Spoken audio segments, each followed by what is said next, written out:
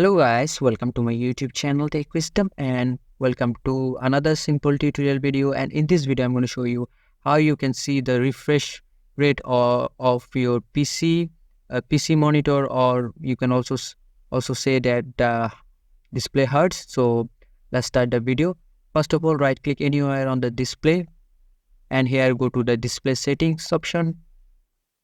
And after that, under the display setting, scroll down and here you can see advanced display setting option. Click that option and now you can see this refresh rate or the hertz is 60 hertz.